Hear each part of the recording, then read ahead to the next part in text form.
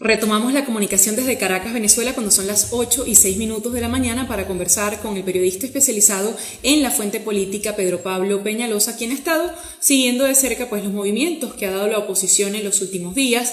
Habla en un reciente editorial que publicó en su cuenta en Instagram sobre lo que él califica como estar flotando en el éter, que es a su juicio la posición en este momento de la dirigencia política venezolana. Ya está Pedro Pablo Peñalosa conectado para conversar. ¿Qué quiere decir cuando asegura o afirma que la oposición está flotando en el éter, sobre todo esta semana, cuando se ha hecho este exhorto a la Asamblea Nacional para que presente, para que entreguen los nombres de esos ciudadanos que van a ser los próximos rectores del CNE? Ayer había una rueda de prensa del presidente del Comité de Postulaciones, Ángel Medina, y decía: nosotros no vamos a entregar lo que no tenemos. Algunos periodistas le insistían: pero ¿por qué no sesionaron antes para hacer ese nombramiento? Y decía: bueno, llegó la pandemia, el país es el país. Pedro Pablo, ¿cómo estás? Muchísimas gracias por acompañarnos. ¿Qué tal, Adriana? Buen día, ¿cómo va todo?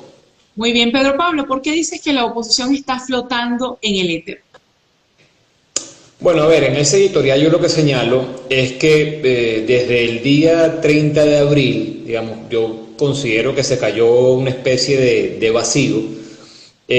Trataba de hacer un recuento para argumentar, para justificar la posición, es decir, recordaba que en su momento, bueno, Juan Guaidó asume la presidencia del Parlamento, posteriormente se juramenta como presidente encargado de la República, y allí avanza una serie de hechos acompañados siempre por un discurso. Recordar aquello de la ayuda humanitaria que termina fracasando el 23 de febrero, luego se habla de la Operación Libertad, quizá nadie tuvo muy claro de qué iba esa Operación Libertad hasta que llega el 30 de abril, y luego comienza el proceso de negociación, y allí sí creo yo que se marca un punto de inflexión, porque el mismo proceso de negociación obligaba a tener, bueno, mucha prudencia, reserva, y se va generando un vacío en lo comunicacional. Es decir, allí, bueno, hacia dónde se va. De por sí tú, que habías dicho que no ibas a negociar con Nicolás Maduro, te sientas a negociar con Nicolás Maduro, y quizá allí faltó darle mayor explicación, contexto a lo que estaba ocurriendo.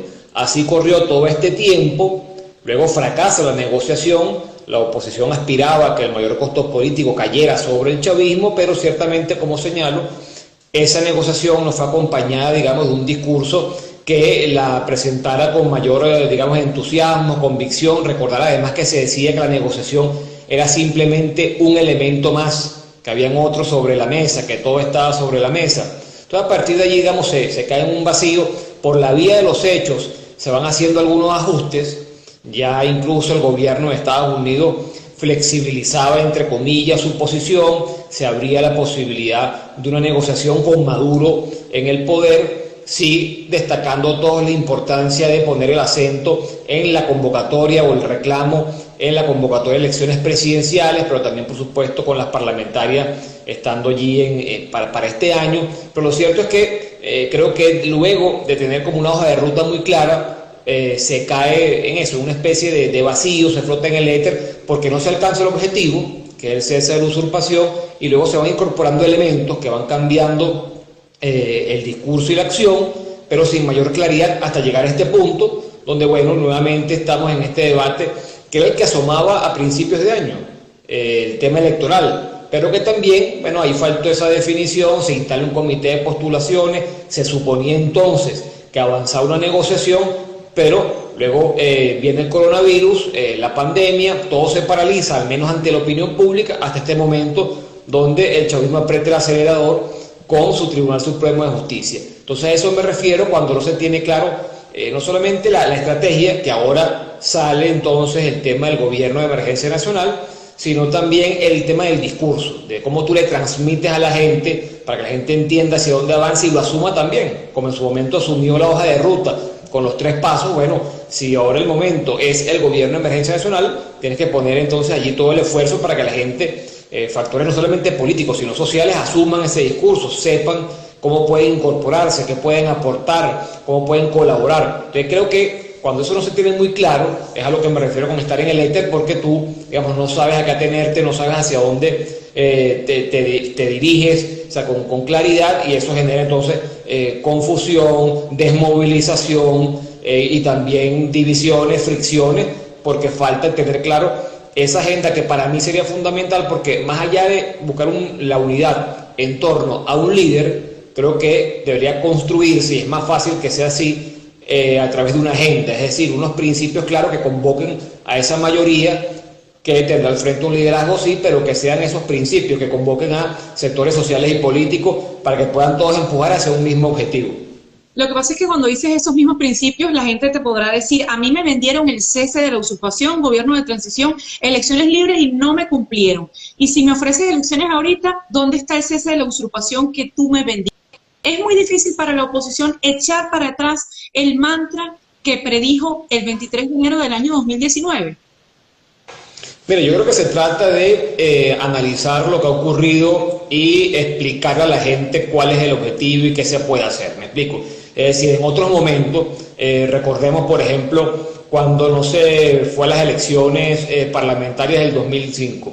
Bueno, allí hubo toda una argumentación, un debate, se presentó entonces como una opción no participar, pero luego tú participaste en la del 2010, en la del 2015, hasta ganar la del 2015. ¿Qué quiero decir con esto? Bueno, que tú puedes plantear una hoja de ruta, desplegar todo el esfuerzo, todo el compromiso para alcanzar los objetivos, y en algún momento también, bueno, decir, hay que detenerse si no se ha alcanzado ese objetivo, hay que evaluar lo que se está haciendo, cuáles son los puntos débiles, cuáles son los puntos fuertes de todo esto, para, si es el caso, hacer los cambios, las reformas, las modificaciones necesarias. Es decir, el objetivo es, claro, es lograr el cambio político.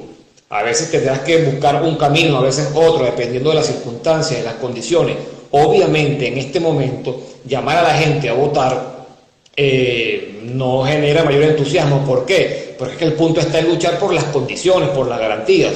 Es decir, es el tema de involucrar, de convocar al país para que reclame un CNE que sea escogido por la Asamblea, tal como lo establece la Constitución, que haya garantías, que haya condiciones. Desde allí comienza la lucha. No es pensar en votar sí o no, sino en todo el esfuerzo que tienes que hacer, el trabajo que tienes que desarrollar hasta llegar al tema electoral, que además hay que decirlo, ha sido el objetivo que se ha trazado la oposición. Toda esta crisis tiene su origen en los fraudes que se han encadenado en materia electoral y también en el reclamo de elecciones. Si uno ve la Unión Europea, la mayoría de los países aliados, el mismo Grupo de Lima, hablan de ir a una elección. Y yo te diría que es en ese terreno electoral donde la fuerza social, la fuerza popular de la oposición se expresa con mayor contundencia. Pero claramente hay que hacer todo el trabajo previo, que pasa por la renovación del CNE, garantías, condiciones, observación internacional. Ahora, lo que tienes es que estar claro que yo no esto es que la política cambia, las sociedades cambian. O sea, yo propongo una hoja de ruta, tengo que ver si alcanzó el objetivo, si no, ¿por qué no se hizo? ¿Qué elementos puedo incorporar? ¿Qué tengo que cambiar? ¿Qué tengo que mantener? Pero todo eso tiene que darse porque, las cosas cambian, las situaciones cambian, el chavismo también altera el escenario, mete otros elementos en la discusión, abusando de su poder, que si tú no tomas en cuenta eso y te aferras a algo, imagínate tú que nunca avanzarías y no tendrías la capacidad de corregir, que también el liderazgo está para eso, está para proponer, está para marcar el camino y también para, cuando lo considere necesario, cuando lo estime pertinente, hacer los cambios que se requieren. Ahora, cuando tú dices se debe trabajar en ese CNE que pueda garantizar la transparencia, que pueda garantizar que se cumpla la Constitución, ¿la gente entiende que de verdad hace falta un CNE o está desesperada la gente de salir de Nicolás Maduro a como dé lugar, sea como sea, o como pide, por ejemplo, en el reciente artículo de opinión que escribió María Corina Machado en El Mundo de España, una suerte de operación internacional, una coalición? ¿Cómo ve la gente eso? Bueno, es que yo considero que allí es cuál es la vía factible, o sea, por dónde tú puedes avanzar. Que la gente está desesperada, creo que todos estamos desesperados, todos los que vivimos en Venezuela queremos un cambio porque sufrimos, las consecuencias de una terrible crisis económica, una emergencia humanitaria compleja que a todos nos ha tocado de alguna manera. Ahora, no basta con querer, o sea, ¿cómo yo hago posible? O sea, es que estás desesperado, pero ¿cómo hago yo posible que se haga, que se lleve adelante ese cambio? Ese es el tema de debate. Tú señalas lo que ha escrito y ha propuesto María Corina Machado. Creo que ahí, como también se ha dejado claro, poco puede hacer. Primero, en la ciudadanía, que allí, bueno, será una especie de espectador distante, lejano, porque tú no tienes la manera de incidir, y la conducción política, bueno, tampoco mucho puede hacer. Bueno, podrás pedir a la comunidad internacional, a Estados Unidos, que busquen una fuerza multinacional, etcétera, pero es una decisión que pasa por esos países, por el cálculo de esos países. Si ellos consideran que eso les funciona o no, si están dispuestos a embarcarse en una operación de esas características, con los costos que puede tener de todo tipo. Pero repito, eso es una evaluación que entonces hacen otros, un tercero, que tú puedes pedirle, puedes hacer todo el lobby, eso puede ser entonces que te lleve un mes o 20 años, o sea, son los cálculos de otros. Ahora, yo estoy hablando es con lo que tú tienes a la mano, que en este caso siempre se ha dicho, tienes el apoyo internacional, sí, que puedes hacer presión, sí. Y si se entiende que también se tiene una mayoría de la ciudadanía que también quiere un cambio y se ha expresado, se expresó en el año 2015 y que quiere un cambio, bueno, como yo uno ambos elementos, tanto ese apoyo internacional como el apoyo interno para adelantar el cambio. Ahora, claro, todo el mundo quiere una salida inmediata, obviamente, pero también creo que queda claro luego de 21 años que tienen esto, que obviamente ya no hay salidas mágicas, no hay salidas rápidas, que todo va a ser complejo, que todo va a ser difícil y que va a costar, eso está clarísimo. Y si alguien tenía alguna duda, bueno, en el último año y medio creo que también eso ya ha quedado confirmado. Pero la manera es, tomando en cuenta esa realidad, bueno, ¿qué puedo hacer yo para avanzar con lo que tengo? O sea, con lo que tengo a mano, que repito, ese apoyo internacional, bueno, ¿cómo yo hago que eso sea efectivo, que se ejerza presión con el objetivo que yo estoy persiguiendo? Y si tengo también el apoyo de la mayoría del país, bueno, ¿cómo hago que se exprese esa mayoría para buscar un cambio? Repito, sencillo no es, complicado, es que no hay nada fácil. Si alguien tiene una fórmula fácil, que no la diga, que la venda y se hace rico, porque después de 21 años en estas condiciones, ahora, claramente es identificar cuál es el camino por el que se puede avanzar y hacer todo lo posible para ir adelante. En las últimas horas ha habido conversaciones, por supuesto, detrás de las bambalinas sobre esta conformación del nuevo Consejo Nacional Electoral. ¿Qué sabes tú sobre esas conversaciones que se están dando tienda aparte y quizás no frente a la sociedad? Bueno, básicamente yo creo que ahí lo interesante de lo que comentan es que existen esas negociaciones, es decir, que la sentencia del Tribunal Supremo de Justicia y esta arremetida de las últimas horas no anula por completo que exista esa negociación. Obviamente, para la oposición, y así lo han dicho, este plazo de 72 horas es imposible, no respeta la ley, no haría garantías para avanzar un proceso, sino que más bien, bueno, terminaría de desbarrancarlo, ya un proceso bastante atropellado y complicado. Pero yo creo que ahí lo llamativo es que sí existe, digamos, ese contacto, ese esfuerzo para tratar de rescatar el proceso. Y creo que eso también es totalmente válido. Hay quienes de distintos sectores de la oposición buscan torpedearlo, que ahí llama la atención cómo coinciden. Gente que apoya a Falcón y gente que apoya a María Corina Machado coinciden cuando toca torpedear este tipo de acercamientos o cuando toca criticarlos y cuestionarlos, ¿no? Pero lo llamativo es que, bueno, que hay ese esfuerzo, porque la idea es que tú tienes que rescatar o intentar rescatar el proceso de renovación del CNE para que se lleve adelante en la Asamblea, pero que además le dé garantías al votante, que es lo que tú estás buscando, tener un CNE que dé garantías. El PSUV forma parte de ese comité de postulaciones del grupo de 11 diputados que tiene que haber. En el PSUV hay interés por renovar las autoridades del Consejo Nacional Electoral para hacer de esta elección no una repetición de lo que pasó el 20 de mayo de 2018. Bueno, yo creo que la respuesta claramente es no, es decir, es que no está en el chavismo el interés de crear un CNE que sea un árbitro confiable. O sea, el chavismo quiere que la gente no vote, o sea, el chavismo quiere desmovilizar al país. O sea, si el chavismo da garantías... O sea, le conviene repetir el escenario del 20 de mayo. La oposición ha dicho 1500 veces, estamos aquí por el 20 de mayo. Claro, pero es que lo que iba, o sea, ellos no te van a dar las condiciones para que tú vayas a una elección con garantías. O sea, que tú digas, bueno, sí, el mejor árbitro del mundo, me van a dar todo fácil para que yo vaya, vote y saque al chavismo del poder. Claramente no. Pareciera que están dispuestos a algunos cambios, obviamente manteniendo ellos la mayoría y el control del organismo. Pero bueno, la posibilidad de salir de Tibisay Lucena y de algún otro rector para incorporar otros y también darle quizá un rector más en la directiva a la oposición o a sectores que se identifican como de oposición. Bueno, esos elementos pueden estar allí, pero claramente no tiene ningún tipo de, digamos, de voluntad para tener un CNE como es correcto. Si eso fuera así, no estaríamos hablando de un régimen autoritario, sino de una democracia. Eso para tenerlo claro. Ahora, hay otros elementos a tomar en cuenta en esta discusión, y es todo el esfuerzo que digo que debe hacerse para tener un CNE con garantías. Sobre todo lo que tú señalas, esa es una pregunta que creo que tendremos que ver cómo evoluciona. ¿A qué me refiero? El chavismo tiene 5 años sin Asamblea Nacional, o sea, no es ahora, tiene 5 años, la anuló antes de que se instalara. Recordar cómo se fue contra los 2/3 de la Cámara y luego toda la sentencia del tribunal hasta inventarse esto del desacato. Si tiene 5 años en esto y tiene 2 años gobernando, luego una elección que se consideró fraudulenta y se ha hecho que el régimen es usurpador en el caso del Poder Ejecutivo.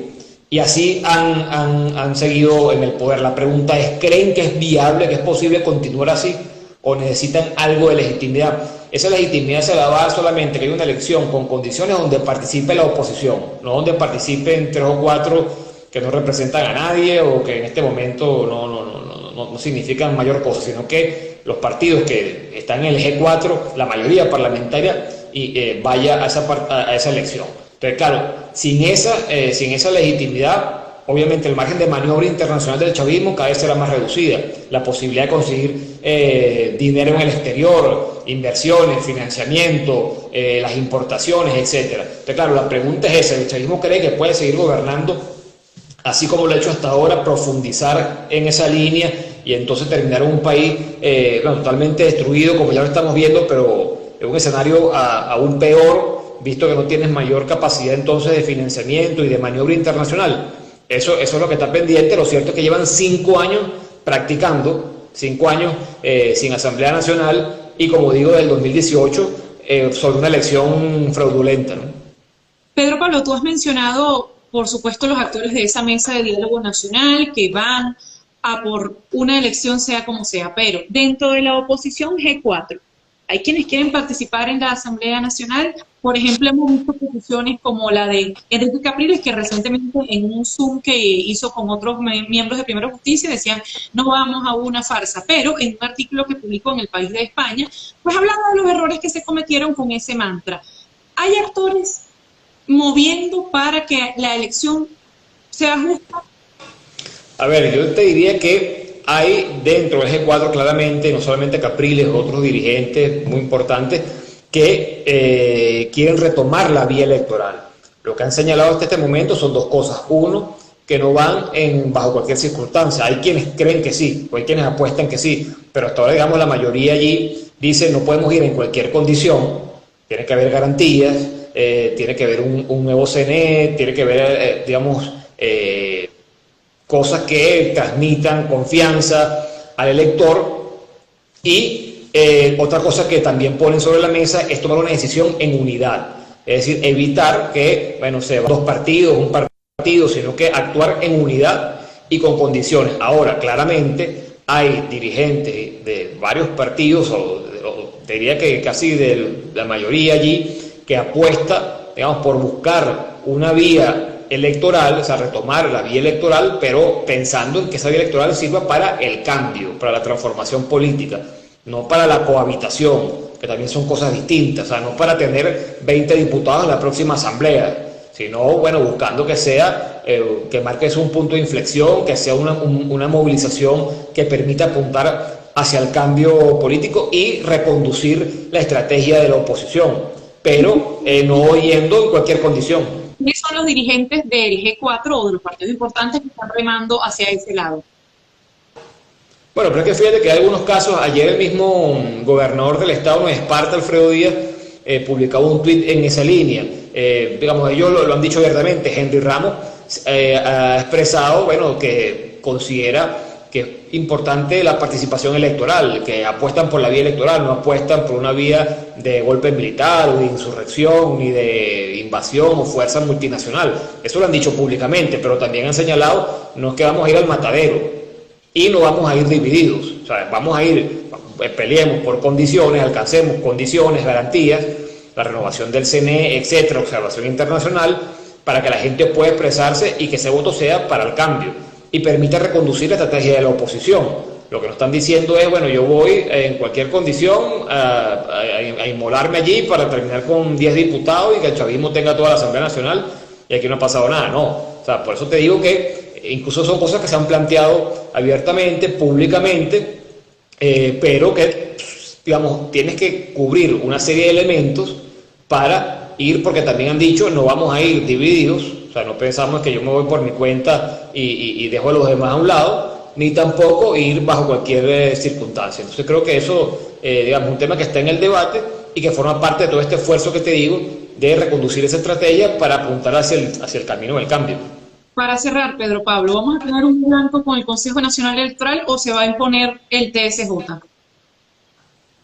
Lo que te digo es que en principio, tomando en cuenta los antecedentes, ¿qué expectativas puedes tener tú? Bueno, obviamente el chavismo está apretando el acelerador, siempre se inventó esta fórmula de la omisión legislativa, creo que desde un principio, yo por ejemplo, cuando vi lo que pasó el 5 de enero, con el asalto a la directiva de la Asamblea, yo mientras veía las imágenes pensaba en el CNE.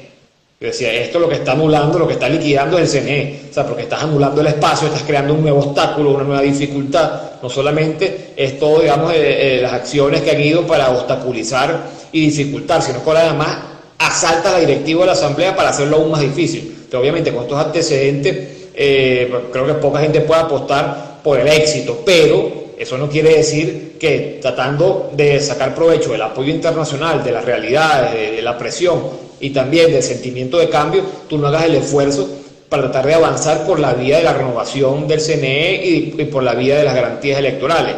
Ya en el momento tú puedes decidir no ir, es decir, no están las condiciones, es imposible, aquello es un matadero, es una burla, es una estafa, bueno, tú no te prestas para ello, o ya verás que respondes, pero lo que sí es que tienes que, no basta con decir lo que no vas a hacer, en ese caso sería, bueno, que decidas al final no ir, sino qué vas a hacer en ese escenario que tú rechaces porque consideras que no están dadas las condiciones, pero en el camino, como ha hecho ayer la Asamblea, creo que tienes que agotar todos los esfuerzos, o sea, hacer todo lo que esté a tu alcance para alcanzar ese objetivo del cambio del CNE y de las garantías electorales. Muchísimas gracias por estar con nosotros esta mañana, Pedro Pablo. No, un placer para mí, que esté muy bien, muchas gracias. Era Pedro Pablo Peñalosa, periodista especializado en la fuente política, pues dando cuenta de la situación en este momento política venezolana, de si va a haber humo blanco o no con este tema del Consejo Nacional Electoral, qué va a pasar, se va a cumplir este plazo de 72 horas puesto por el Tribunal Supremo de Justicia y pues será omisión legislativa y el TSJ va a nombrar los diputados, pues ese tema ya quedó atrás. Vamos ahora a saludar a Ana Bacarela, quien hoy tiene el 8º capítulo de Renacida Podcast, que está titulado El cuerpo grita lo que la boca calla. Y hemos hablado varias veces de eso. Ana, ¿cómo estás? Bienvenida. Hola, ¿cómo estás? Bueno, la verdad, Adriana, escuchando a Pedro Pablo, sí, bueno, quedó atrás porque venimos a conversar esto, pero eso es un ritornelo insólito. O sea, ¿cuántos años tenemos escuchando los análisis donde la oposición siempre está en el mismo callejón sin salida? Y el gobierno pues mueve sus estrategias, vaya, vaya. Pero vamos a hablar de otro tema tal como lo has dicho. El cuerpo grita lo que la boca calla. Y en la introducción a este capítulo 8 dices cosas como esta. No duele la cabeza, duelen los pensamientos. No duele el estómago, duele lo que el alma no digiere. Y te pones como ejemplo en esa misma historia. Me parecería chiquísimo, me parecería muy bueno. Léelo completo porque de repente alguien le haga el link, todo eso en cuanto a cómo somatizamos lo que llevamos por dentro y no resolvemos, cuando no manejamos las emociones bien, cuando no canalizamos nuestros sentimientos. Me parece chévere, o si quieres luego yo, como quieras, pero me parece importante. Hazlo tú porque no las tengo todas. Sé que el hígado te molesta con la rabia, el hígado se manifiesta por la rabia contenida, el dolor de garganta es lo que no gritas, hay muchísimas otras más. Miren, queridos amigos, y bueno, ya después vamos a conversar que esto no se trata de que esto es una nueva era, que esto lo inventó quién, o sea, esto tiene incluso sustento científico, aquí está. No duele la espalda, duelen las cargas, no duelen los ojos, duelen las injusticias, no duele la cabeza, duelen los pensamientos, no duele la garganta, duele lo que no se dice o se grita con furia, no duele el estómago, duele lo que el alma no digiere. No duele el hígado, duele la ira contenida. No duele el corazón, duele la falta de amor. El estómago arde cuando las rabias no consiguen salir. La diabetes invade cuando la soledad duele. El cuerpo engorda cuando la insatisfacción aprieta. El dolor de cabeza oprime cuando las dudas aumentan. El corazón afloja cuando el sentido de la vida parece terminar. La alergia aparece cuando el perfeccionismo está intolerable. Las uñas se quiebran cuando las defensas están amenazadas. El pecho aprieta cuando el orgullo esclaviza. La presión sube cuando el miedo aprisiona. Las rodillas duelen cuando tu orgullo no se doblega. El cáncer mata cuando te cansas de vivir. Y hace justamente esa conexión con las enfermedades y lo que siente el cuerpo humano, que no necesariamente la enfermedad puede ser algo científico, sino también algo emocional. Y dices tú misma que tienes basamento científico en muchos de los casos, pero en este capítulo 8 tú narras tu propia historia, la de la mujer perfeccionista que buscaba cumplir metas, sobrevivir, y un día le toca a la puerta un diagnóstico. Así es. De hecho, o sea, esto no es una cosa que yo estoy diciendo, pues en muchas técnicas, desde el yoga hasta la medicina de renovación celular, pasando por la bioquímica corporal y cerebral, la psicología, el comportamiento, sin dejar atrás la Gestalt, todas han llegado desde diferentes ópticas a encontrar ese vínculo que existe entre las emociones y, bueno, nuestro cuerpo, la parte mental y la parte espiritual. Y bueno, sí, ahí narro la historia de una mujer que, tal como tú señalas y cuento en el podcast, bueno, cuando las personas son perfeccionistas, pues todo siempre puede estar mejor. Y cuando nos enganchamos y nos conectamos solo con lo negativo, pues va generando mucha angustia. Si sabes drenarla, si sabes manejar tus emociones, esas emociones salen de tu cuerpo, esas emociones no te afectan. Pero muchas veces incluso decimos, esto no me afecta, yo sigo adelante, yo soy fuerte, yo puedo, y resulta que no, que somos seres humanos y que lamentablemente, o sí, no podemos decir afortunadamente, lamentablemente, cuando todo eso se carga, de alguna manera sale. Yo estoy segura que a los que nos están viendo, en algún momento les ha ocurrido, por ejemplo, tienen una situación de pareja terrible, quieren discutir o decir y lo callan, y luego estás ronco, no tienes voz. O sea, siempre los psicólogos lo primero que hacen es invitarnos a vincular qué pasa en tu vida, qué te ocurre. Y bueno, en mi caso, que es el que comparto allí, que hemos hablado en varias oportunidades, pero obviamente este enfoque en este podcast número 8, que lo pueden escuchar, por supuesto, en www.lagranaldea.com, es específico y distinto a lo que hemos conversado en otras oportunidades, pues nos hace esos vínculos que debemos revisar, porque la mayoría de las veces, y bueno, te repito, no es que yo lo invente, está vinculada esa afección física, esa enfermedad, ese dolor de espalda, esa migraña, ese cáncer, esa diabetes, con tu historia personal, con lo que no procesas, con lo que no aceptas, con lo que no perdonas. Por eso en el podcast anterior hablábamos del perdón, y justamente decíamos que cuando tú perdonas no estás trabajando por el pasado, tú estás trabajando por tu futuro, porque en la medida que vas arrastrando esos sentimientos negativos sin procesarlos, en la medida que el dolor está allí, en la medida que se activa la infelicidad, son informaciones negativas que van circulando por tu cuerpo, y eso pues se traduce en, al futuro, Dios no lo permita, en enfermedad. Así me ocurrió a mí. Yo recuerdo que en la etapa del diagnóstico o todo ese proceso, pues yo viví una vida muy dura desde el punto de vista laboral, plena censura, sin poder hacer, sin poder decir, sin poder ser lo que siempre aprendí a ser: periodista, entrevistadora, buscando la verdad desde la acera de enfrente. Ojo, no porque el periodismo institucional para mí tenga alguna tacha, todo lo contrario. O sea, el periodismo institucional es muy válido siempre y cuando trabaje con la verdad, pero el periodismo que yo aprendí a hacer desde alerta, desde pues tantos años de formación, fue el periodismo que está ubicado siempre en la acera de enfrente del poder.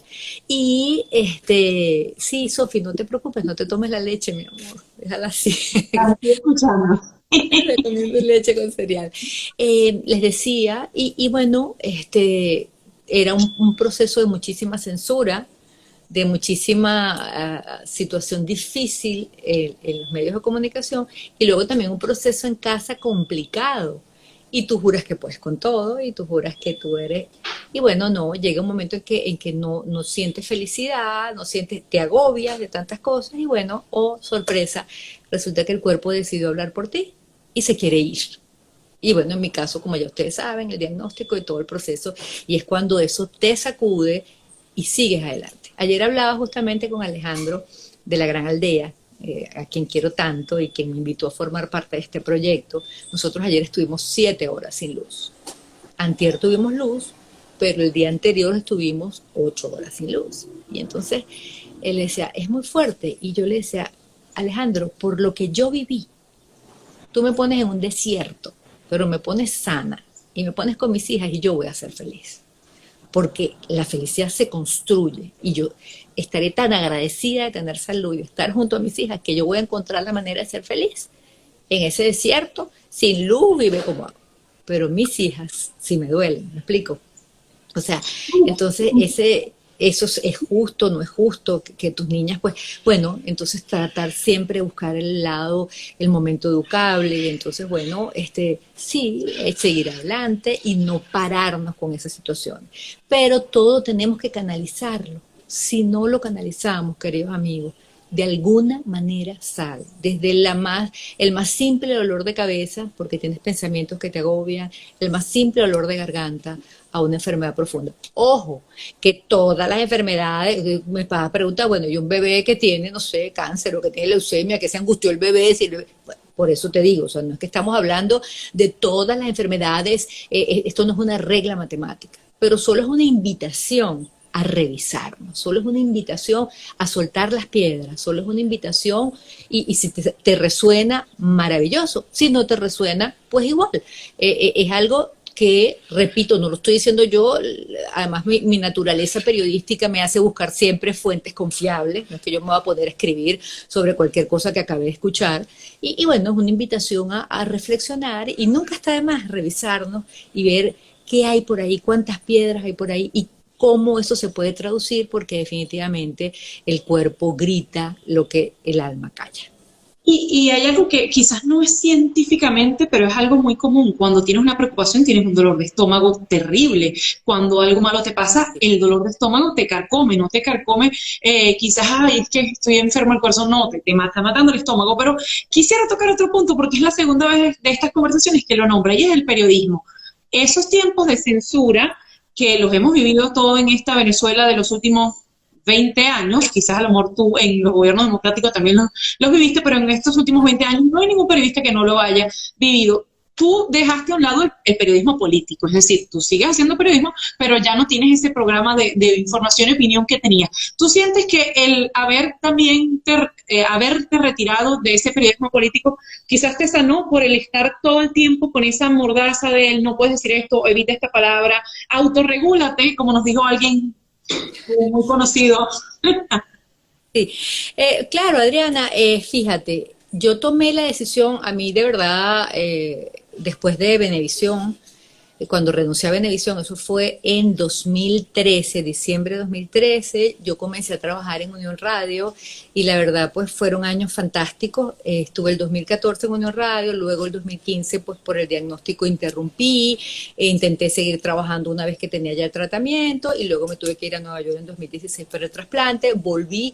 Terminando 2016 yo me reincorporé y renuncié diciembre de 2018, sí, diciembre de 2018, y precisamente fue buscando mi sanidad y buscando seguir conectada con lo que quiero hacer y lo que estoy convencida es mi misión en este momento.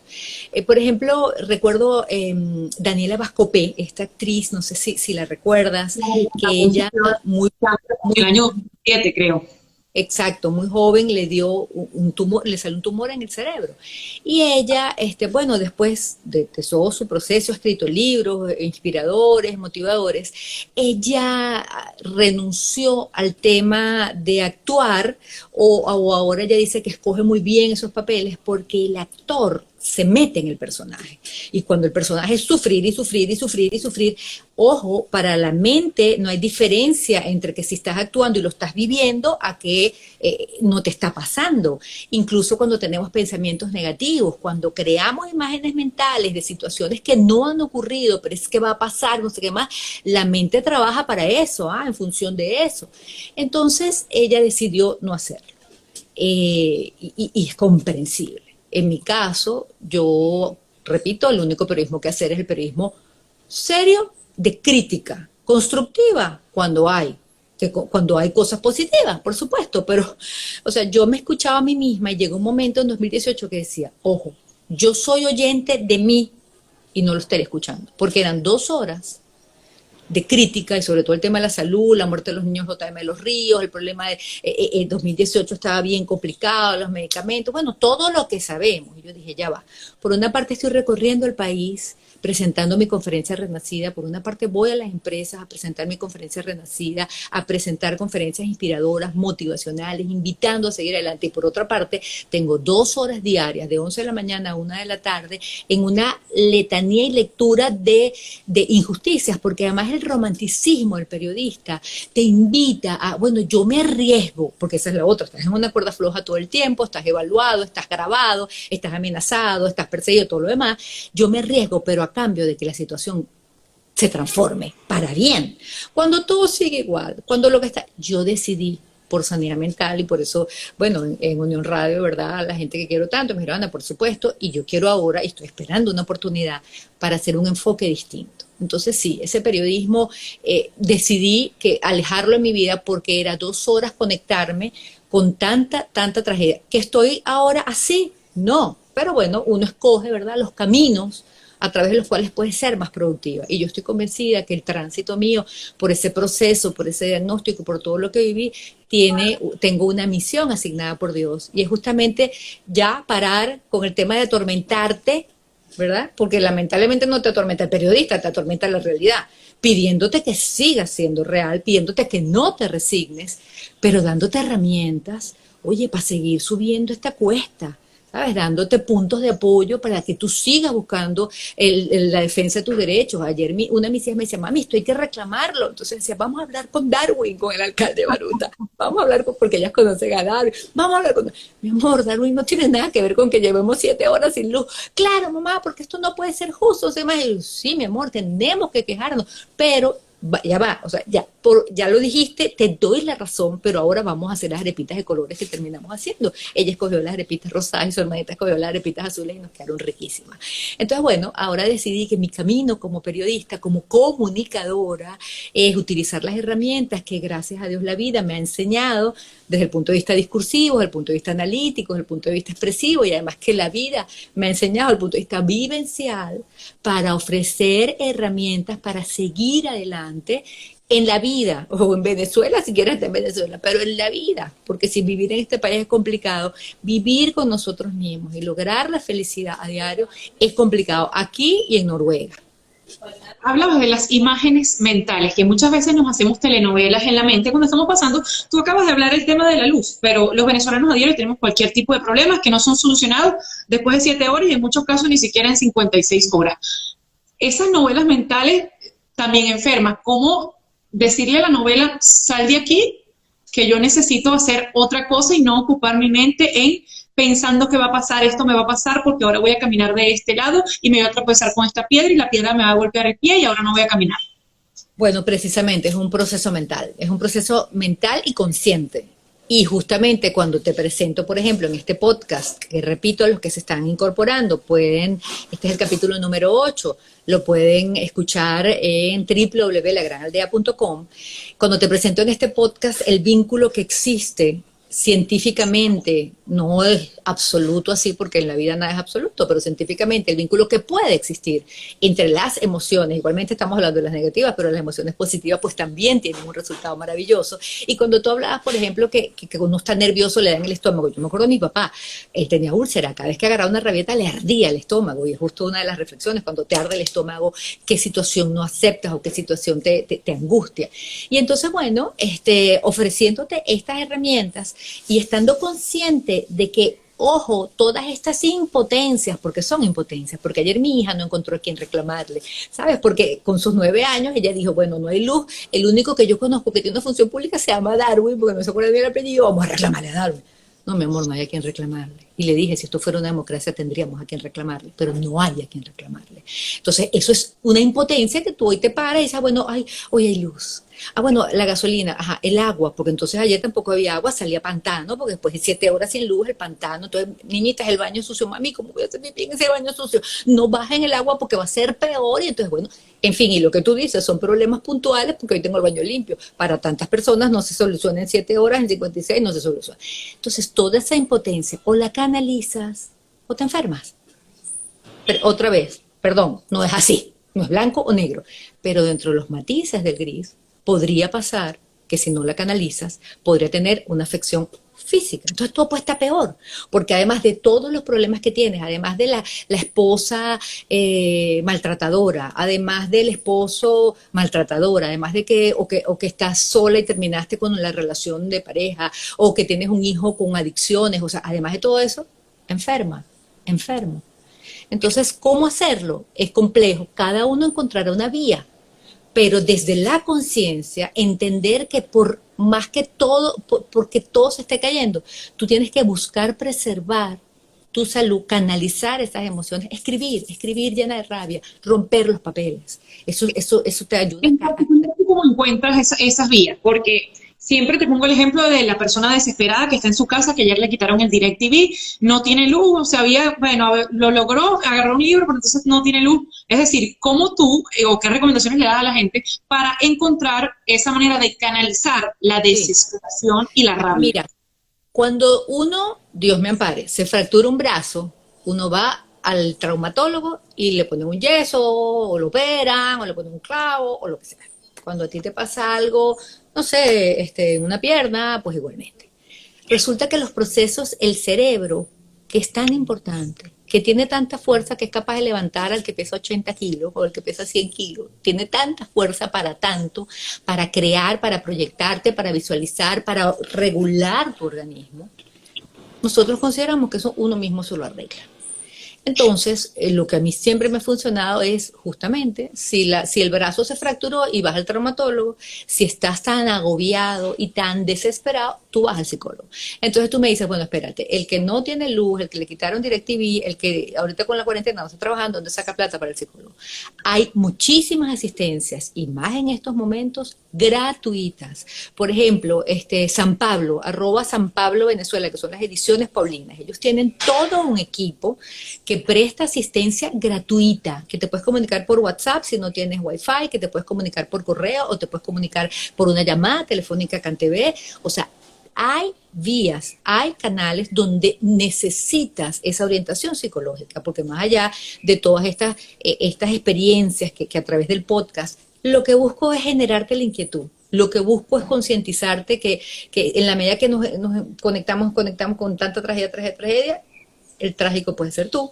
Bueno, hay que buscar esas vías, pero indudablemente, Adriana y amigos que están conectados, necesitamos una asesoría profesional que nos ayude a organizar nuestros pensamientos, que nos ayude a ser asertivos, que nos ayude a visualizar un problema a la vez y que nos ayude a buscar salidas. Entonces, más allá de todo lo que se pueda decir, está una asistencia científica, gente que ha estudiado para ayudarnos a manejar el cerebro, para ayudarnos a descubrir las trampas de la mente y seguir adelante. Repito, sí, es muy costosa la asistencia privada, pero hay opciones gratuitas que perfectamente de psicólogos altruistas, de personas altruistas, prestan una asistencia maravillosa. Y eso les digo, Ediciones Paulinas, que San Pablo, creo que San Pablo Venezuela, en @San Pablo Venezuela, está la Universidad Católica Andrés Bello, están los centros de estudio donde se puede conseguir esa asistencia. Ana, muchísimas gracias nuevamente por estar con nosotros. El podcast, para quienes se conectaron ahora, está disponible en la página de La Gran Aldea, lagranaldea.com, pero también en el canal de YouTube, buscan La Gran Aldea y está. Siempre me lo dices. Pueden ver en YouTube el capítulo 8, El cuerpo grita lo que la boca calla. Gracias, Ana. Cariño, saludos a todos y gracias por conectarse siempre. Hasta la próxima. Hasta el próximo viernes. Muchísimas gracias. Era Ana Bacarela, periodista venezolana y también productora del podcast Renacido, disponible en La Gran Aldea. Muchísimas gracias a ustedes por haber estado esta mañana con nosotros.